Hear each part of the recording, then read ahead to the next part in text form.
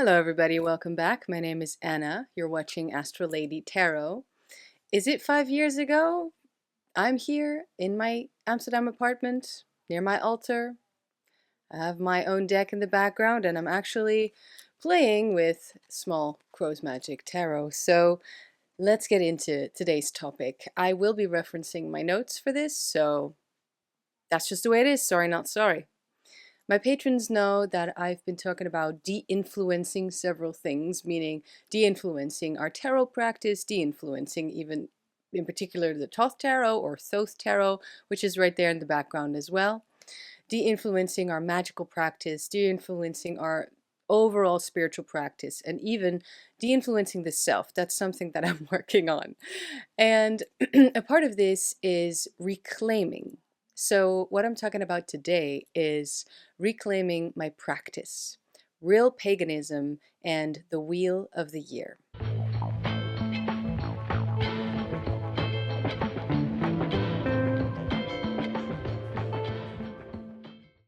So I'm reclaiming certain very popular things regarding my magical practice that have a big effect on my day-to-day life.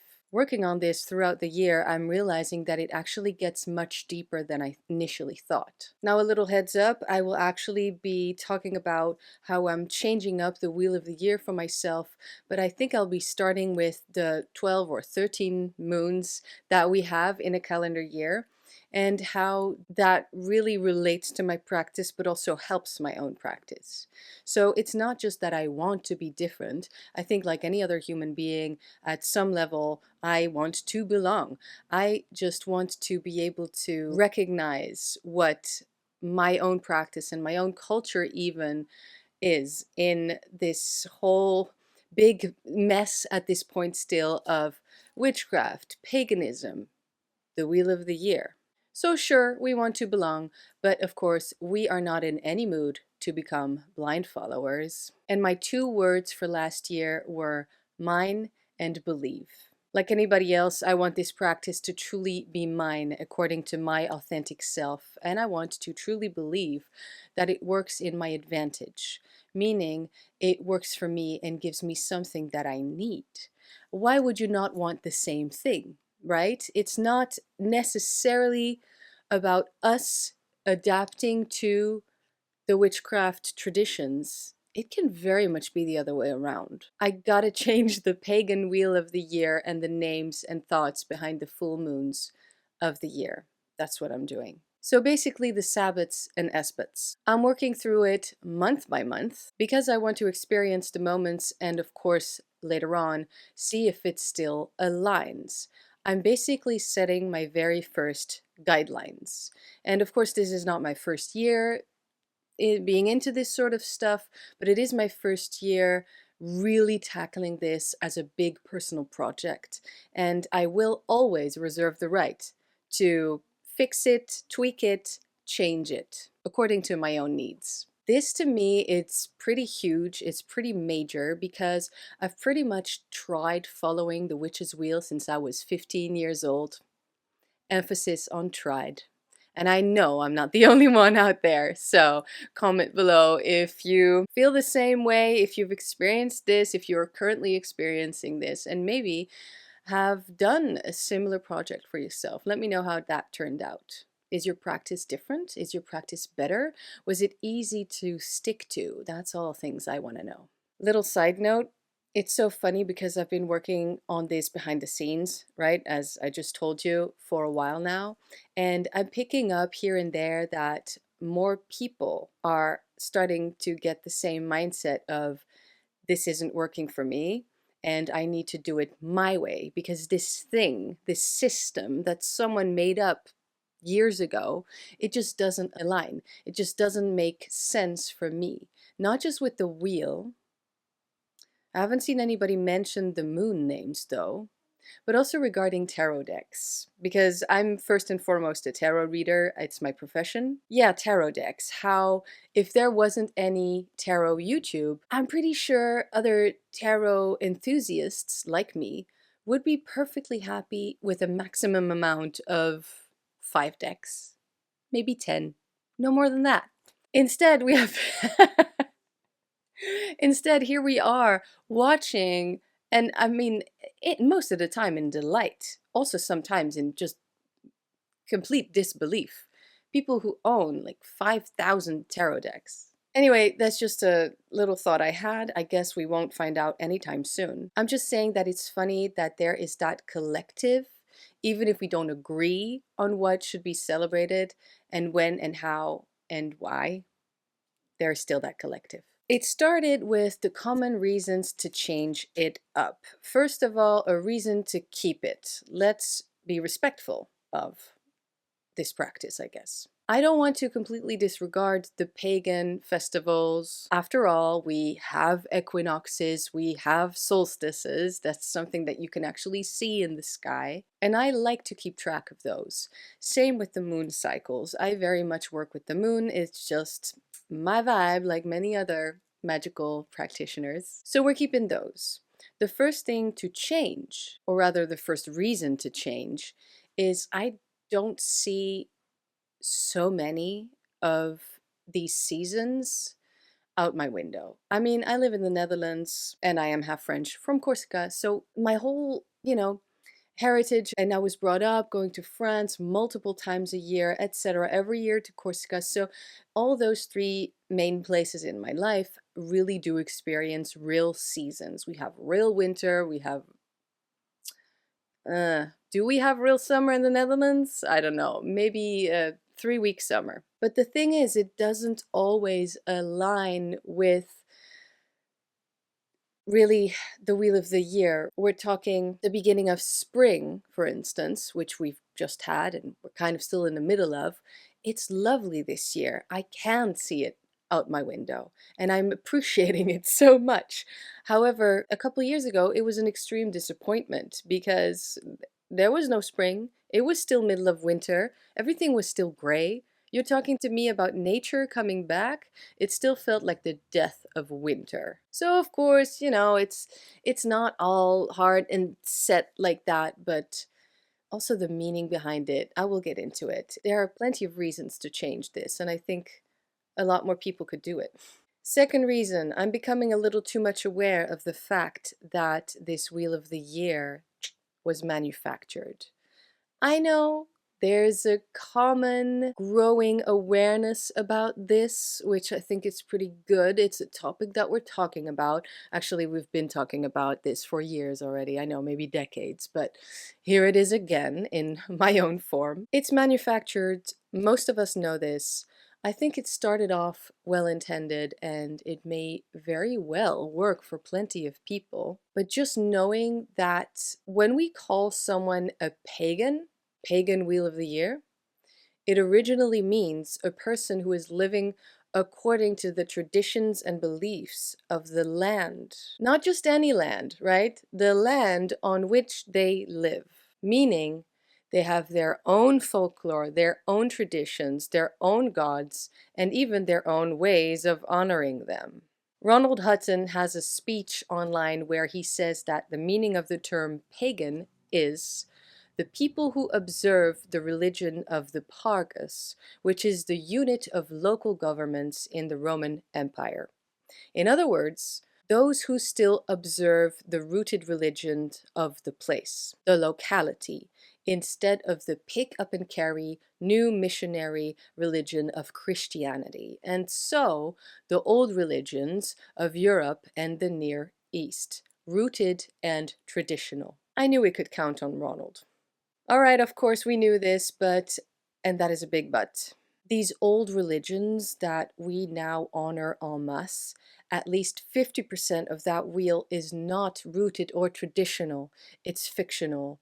And when it's not, there's only a slight chance that this is rooted for you. There's a slight chance that you are actually situated where that pagan festival comes from. I'm not saying this is a huge issue, but I actually think, Conspiracy Corner, that this is one of the reasons that we've stopped calling it Pagan Wheel of the Year and renamed it Witch's Wheel of the Year. It sort of solves that whole issue. It's just like, hey, you want to be a witch, you want to identify as a witch, you want to call yourself a witch, you want to do witchcraft in, this sort of Wicca-esque traditional way, then this is something that unites all of you, all over the world.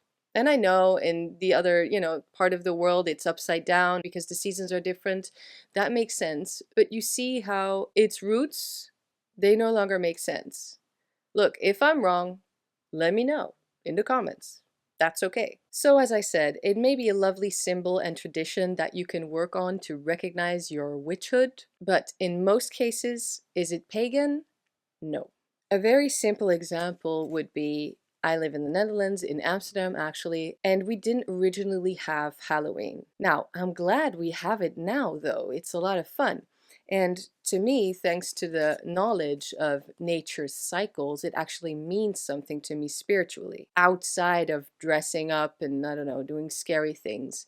And I do call it Samhain, even though that's nowhere near my area, of where I live. I don't really see it as my culture. Maybe as a magical practitioner, I can and am allowing myself to adopt that into my culture. Because after all, it's just a nice word that people understand who are also into this sort of things. That's what I mean. It's more like a recognizable subculture thing rather than something that's actually part of your tradition and where you live. I mean, for most people. So we're talking Halloween and Samhain, right? Some regions in the Netherlands do have Sint Maarten, not where I grew up though, but I'm pretty sure it has a pagan background actually. However, I didn't research this. Anyway, at Sint Maarten, it's in November, children light the lights in their paper lanterns and sing songs outside people's doorway in the evening, and they get candy. Ring a bell? Pun intended. Between this and Christmas, we have Sinterklaas. It's the same name as Santa Claus, but it's a different figure in this country. I'm not a particular fan of this celebration. It's just a little bit dull, according to me. And these days also, Sinterklaas just brings so many weird tensions in the country. It's ugh. But the candy is delicious. Now, related to Sinterklaas, and actually Santa Claus, I have a soft spot for Krampus. I don't believe we ever really had Krampus in the Netherlands, but the Piet, which is the helper of Sinterklaas, these days looks super happy. All right? They make jokes, they laugh, they do cartwheels, they give the children candy. They're a little bit silly. Only 2 generations ago, though, and actually even a little bit when I was a kid, I'm 37 now for reference, the Piet was mean and scary. The Piet actually threatened to take naughty children with them in their bag and hit them with sticks. No candy or presents for you.